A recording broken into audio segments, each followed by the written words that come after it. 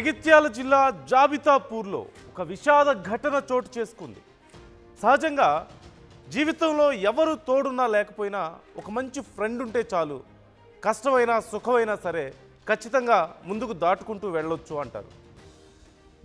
Blood పంచుకొని పుట్టిన వాళ్ళు మనకు తోడున్నా లేకపోయినా, సొంత వాళ్ళు మనతో ఉన్నా లేకపోయినా ఒక మంచి ఫ్రెండ్ ఉంటే చాలు, ఖచ్చితంగా ప్రాణం పెట్టి మనతో నిలబడతారు అంటారు. కానీ అలాంటి ఫ్రెండ్సే సూటిపోటి మాటలతో వేధిస్తుంటే తట్టుకోలేక చివరికి బలవన్మరణానికి పాల్పడిన ఘటన జగిత్యాల జిల్లా జాబితాపూర్లో చోటు చేసుకుంది. ఫ్రెండ్స్ పెట్టే టార్చర్ భరించలేక ఒక యువతి బలవన్మరణానికి పాల్పడిన ఘటన చోటు చేసుకుంది. హైదరాబాద్లో బీటెక్ చదువుతోంది కోటిపల్లి నిత్య. కేపీహెచ్పిలోని ఒక ప్రైవేట్ హాస్టల్లో ఉంటుంది. నిత్యకు ఒక ఇద్దరు ఫ్రెండ్స్ ఉన్నారు, వైష్ణవి, సంజన. వీరిద్దరూ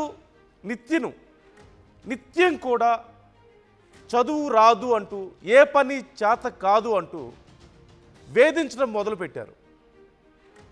ఆ మాటలు తట్టుకోలేక, ఆ వేధింపులు భరించలేక ఈ నెల 2న ఇంటికి వెళ్ళి, తన సొంతూరు వెళ్ళి గడ్డి మందు తాగి నిత్య ఆత్మహత్య చేసుకుంది.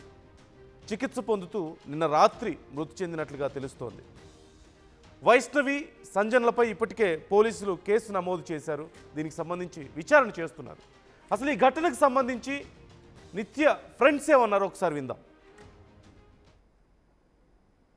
మొత్తం రూమ్ లో గొడవ పెట్టినారండి. మార్నింగ్ నాకు మెసేజ్ చేసింది, ఇంటికి వెళ్దాం రావే అని. ఎందుకే ఏమైంది అంటే, రూమ్ లో టార్చర్ చేసిరు అందరు నన్ను, రా ఇంటికి పోదాం, నాతో అయితే లేదే అని చెప్పింది. సరే నా దగ్గరికి రాయంటే రాలేదు. ఇంటికి పోతున్నా నేను అంటే, సరేనే పో, నేను వస్తా అని చెప్పిన. నేను వచ్చేసరికి ఇట్లా చేసుకుంది. 1 అవర్ ఉంటుంది నాకు, అది జేఎన్టీలో ఉంటుంది, నేను దిల్షుక్నగర్లో ఉంటాను. నా దగ్గరికి రమ్మంటే రాలేదు. చెప్పింది, రూమ్ లో వాళ్ళందరూ టార్చర్ చేస్తున్నారే నన్ను, నాతో అయితే లేదు, నైట్ నేను పడుకోలేను అని చెప్పింది. వైష్ణవి టార్చర్ చేసింది, సంజన కూడా టార్చర్ చేసింది, నైట్ అస్సలు నేను పడుకోలేను అని చెప్పింది. ఫ్రెండ్స్ గొడవనే 3 months నుంచి అవుతుంది, నాతో అయితే లేదు, హాస్టల్ కూడా చేంజ్ అవుతా అన్నది. సరేనే చేంజ్ అవ్వదు, సెమ్ అయినాక అని చెప్పిన. సరేనే అవుతా అన్నది, ఇట్లా చేసుకుంది. ఫ్రెండ్స్ గొడవనే అని చెప్పింది మాకైతే. ఇంకా వారం రోజుల కింద వైష్ణవి, సంజన అనే ఇద్దరు అమ్మాయిలు వారం రోజులుగా నన్ను రూమ్ లో టార్చర్ చేస్తారు. ఒంటరిగా ఎటు స్టడీ చేసినా గానీ పంపిస్తలేరు, ఎడికైనా గానీ ఇబ్బందులు పెడుతారు అని మానసికంగా ఆందోళనకు గురి చేస్తారు.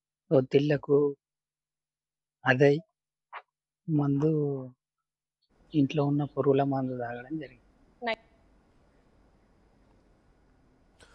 ఫ్రెండ్స్ వేధింపులు తట్టుకోలేక ఇక నేను ఇక్కడ ఉండలేను, నేను భరించలేను అంటూ ఆవేదన వ్యక్తం చేసి చివరికి బలవన్మరణానికి పాల్పడింది.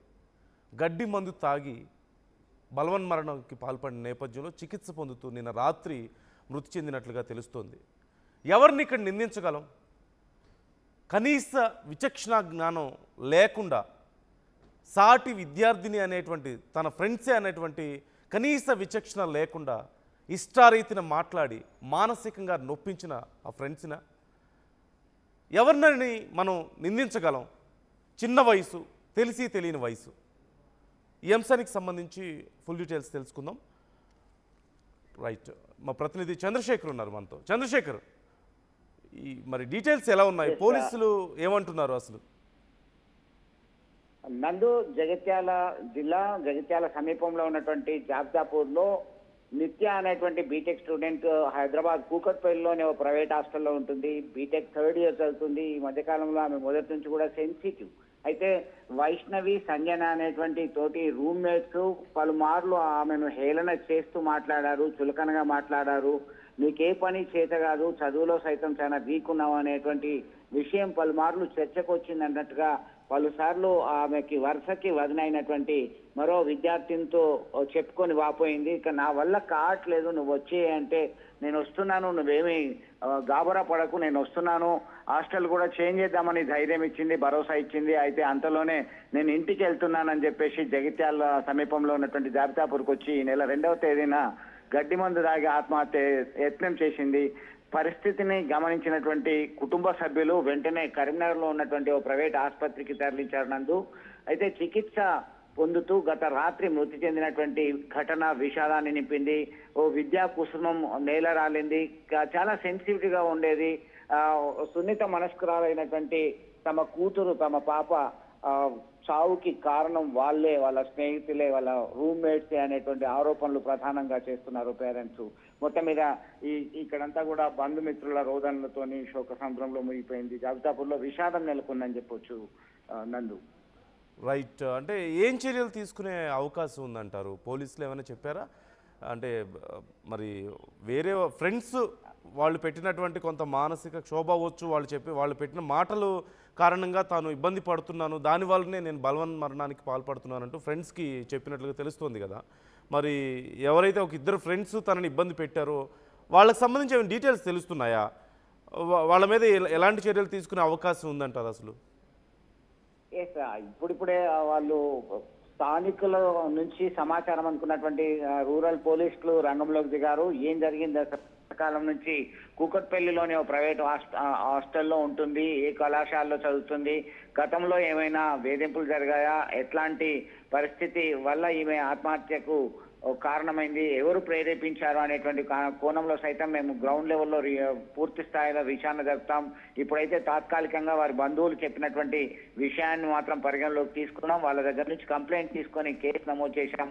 పూర్తి స్థాయిలో విచారణ జరిపిన తర్వాత ఖచ్చితంగా చర్యలు మేము తీసుకుంటాం అనేటువంటి కోణంలో పోలీసులు సమాచారం అందిస్తున్నారు నందు. ఎందుకంటే ఎవరైతే ఒకరి ఆత్మహత్య చేసుకునేలా ప్రేరేపించారో లేకుంటే వారి వేధించారో దానికి ప్రధానమైనటువంటి కారణం ఎవరు, ఎందుకు చేశారు, ఎలా చేశారు అనేటువంటి కోణంలో సమగ్ర దర్యాప్తు చేసిన తర్వాతనే పూర్తి వివరాలు మేము వెల్లడిస్తామని చెప్తున్నటువంటి పరిస్థితి. మొత్తం మీద ప్రాథమిక సమాచారం మేరకు పోలీసులు రంగంలోకి దిగి విచారణ కొనసాగిస్తున్నటువంటి పరిస్థితిని అయితే గమనించవచ్చు. రైట్. Thank you Chandrasekhar. ఇలాంటివి చాలా సున్నితమైనటువంటి అంశాలు. ఇక్కడ ఎవరినని మనం బ్లేమ్ చేయగలం? తెలిసి తెలియని వయసు, 20 ఏళ్లకు కొంచెం అటు ఇటుగా ఉండేటువంటి వయసు, ఇంకా బయట ప్రపంచం గురించి తెలియదు, విచక్షణ జ్ఞానం పూర్తిగా తెలియనటువంటి వయసు. ఈ వయసులో తెలిసి తెలియక కొందరు ఫ్రెండ్స్ మాట్లాడితే దానికి హర్ట్ అయ్యి బలవన్ మరణానికి పాల్పడినటువంటి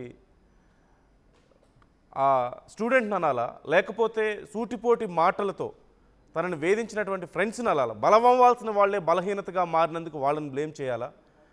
లేకపోతే ఈ సందర్భంలో అసలు ఎలాంటి చర్యలు తీసుకోవాలి? ఇప్పటికే ఖచ్చితంగా తమ మాటల వల్ల ఎవరైనా ఒక విద్యార్థి వాళ్ళ ఫ్రెండ్ చనిపోతే, బలవన్ మరణానికి పాల్పడితే అదే వారికి ఖచ్చితంగా ఒక పెద్ద శిక్ష.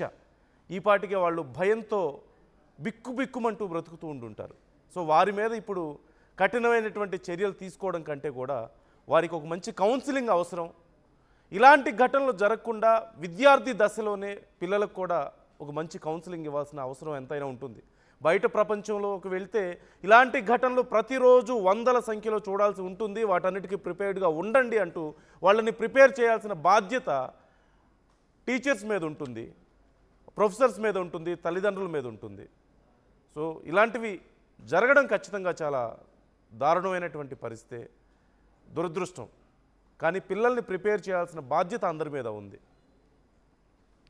అసలైన తొలి వెలుగు. ఫాలో వాట్సాప్ @తొలి వెలుగు official.